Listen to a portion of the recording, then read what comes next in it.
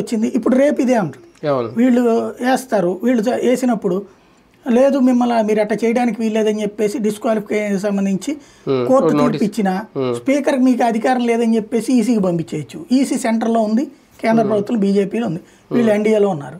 By election పెట్టేస్తే అదే కదా. అయితే రాజకీయ పరంగా తాము నెగ్గుతాం అనుకుంటే పెడతారు. ఈ లోపు జమిలి వచ్చేసింది అనుకోండి ఏముండదు. జమిలి రాకుండా ఉంటే 3వ ఏడాదికి గ్యారంటీ వాళ్ళని తీసేస్తారు. నోటీసులు ఇస్తే కనుక కొంతమంది ఎమ్మెల్యేలు ఏమన్నా జంప్ అయ్యే అవకాశం ఉంటుందా భయపడి వైసీపీ నుంచి? తెలుగుదేశం పార్టీ పిలిస్తే ఇవాళకి నాకు తెలిసి 5-6 వెళ్ళిపోతారండి. పిలవట్లేదు ఎందుకంటే ఇప్పటికే ఎక్కువైపోయారు. ప్లస్ ఈ నియోజకవర్గాల్లో ఎవరైతే ఓడిపోయిన వాళ్ళకి ఆల్రెడీ మంచి పొజిషన్స్ ఇచ్చి కూర్చోబెట్టారు. వాళ్ళే ఎమ్మెల్యేగా చలామణి అవుతున్నారు.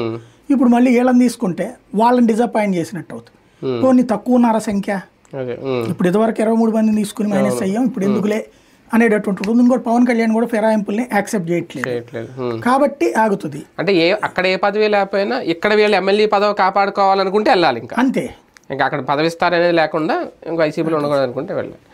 రైట్, చూద్దాం ఇలాంటి రాజకీయాలు చూడబోతున్నాం ముందు. ప్రస్తుతం అసెంబ్లీలో అయితే ఏకపక్షంగా వన్ మ్యాన్ ఆర్మీ అన్నట్టు సింగిల్ ప్రభుత్వం